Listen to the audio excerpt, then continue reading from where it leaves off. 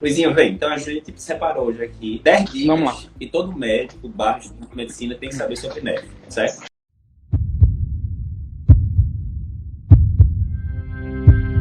Então Isso. vamos logo, bola na rede, sem enrolação, do jeito que a gente gosta. E a gente vai discutir aqui os pontos principais. O primeiro de todos é aquele, né? Na época que você está na faculdade, todo mundo ouve falar, né? Olha, tem que calcular o clearance, creatinina não reflete muita coisa, porque a creatinina de 1 na gente está de boa, numa senhorinha de 90 anos, com 30 quilos, está ruim e tal, enfim. Então você tem que calcular o clearance, né? E na minha época, todo mundo falava muito em Cockcroft, né? E MDRD, lógico, já era falado, mas era aquela coisa um pouquinho mais de lado, e era basicamente isso. Hoje em dia, estou lá no ambulatório, chegou lá um paciente com insuficiência cardíaca, hipertensão, creatinina de 1,6, eu quero saber como é que está o clearance para saber direitinho as medicações e tal. Qual é a fórmula que vocês da NEF indicam hoje em dia, ou as fórmulas, e por quê? Então, o primeiro é a gente falar que a gente não deve usar mais o Cockcroft-Gault, que foi um teste feito há muitos anos, década de 60, em pacientes que estavam internados em enfermaria, e poucos pacientes, né? E aí, primeiro Cockcroft fez, depois Gault adaptou, e isso desde a década de 60 até praticamente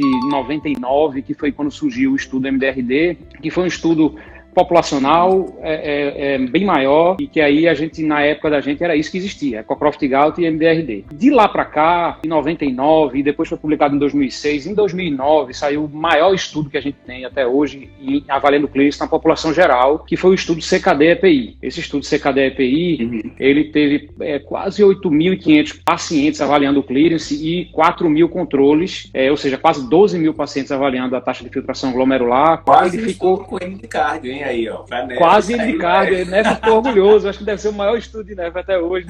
Então, assim, muita gente avaliando, estudo epidemiológico, que avaliou quase 12.000 pacientes e viu que a fórmula CKD-EPI ela era mais precisa do que o Cockcroft. Ela ficou muito tempo sendo comparada ao MDRD, porque já tinha sido consagrado o MDRD durante muito tempo, de 99, 2006 até quase 2009, ou seja, 10 anos, muitos trabalhos saindo com o MDRD, e depois o CKD-EPI veio para trazer talvez uma precisão maior na taxa de filtração glomerular. Em 2013, né, o CADIGO, que é a nossa diretriz, como se fosse mundial, ela estabeleceu como sendo o CKD-EPI a forma de se avaliar a taxa de filtração glomerular em paciente crônico, tá? Em paciente ambulatorial. Em outros cenários, e aí vem uma dúvida muito grande, porque saindo do contexto ambulatorial, a creatinina ela passa a ser um marcador ruim, e aí toda a fórmula que se faz em paciente internado ou paciente em terapia intensiva, principalmente terapia intensiva, ela é falha, né? Ela é falha.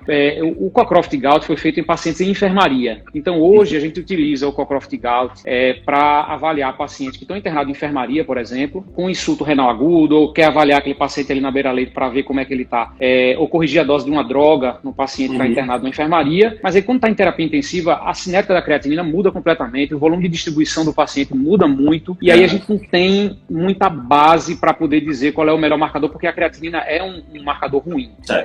O que desenvolveu-se de pouco tempo para cá foi outras fórmulas, né? Se você for pegar o Sanford, por exemplo, ele vai dizer para corrigir paciente crítico pelo Cockcroft-Gault, e a própria literatura ela não é precisa. A gente tem um estudo recente, que é teoricamente recente, de 2013 para 2015, foi validado depois, que é o KINECT, que aí tenta avaliar essas mudanças na creatinina no paciente agudo, se é melhor ou se não é melhor. É bem discutível ainda, é um estudo pequeno, mas é um estudo que está tendo validação e está se usando. Inclusive foi um dos estudos que eu aprendi no NEF atual, que o pessoal falou para estudar, porque na minha cabeça ainda era o Cockcroft-Gault que a gente usava, sendo falho. De 2012 começaram a surgir os estudos com a cistatina C, que é um marcador que não tem interferência da massa muscular e da idade, para poder tentar avaliar os pacientes crônicos. E aí o que foi visto, até saiu um estudo no New England comparando só a creatinina, só a cistatina C e a cistatina C mais a creatinina, os dois numa mesma fórmula do CKD-EPI, e essa fórmula foi superior às outras duas. Então, se você quer ter uma avaliação mais precisa do paciente, tiver condições de fazer a dosagem da cistatina C, que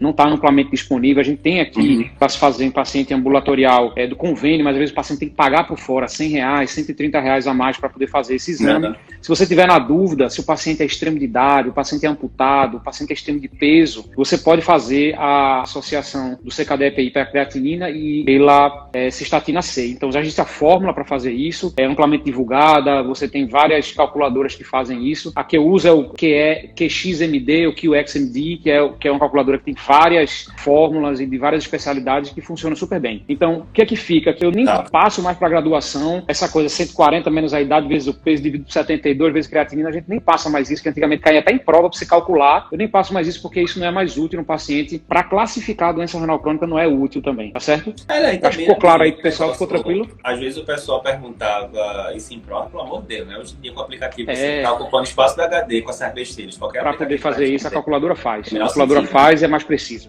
E assim, é impossível fazer esse cálculo do CKD-EPI de cabeça. Porque é um número elevado a menos alguma coisa. E não tem nem como saber como é que faz isso, né? Então, a gente tem que ocupar a cabeça com outra coisa. Beleza, vamos embora então. Então, primeiro é esse, Evita Colcroft. Vamos para o CKD, o EPI ou, né, o MDRD e tal, isso para paciente ambulatorial. Mas beleza.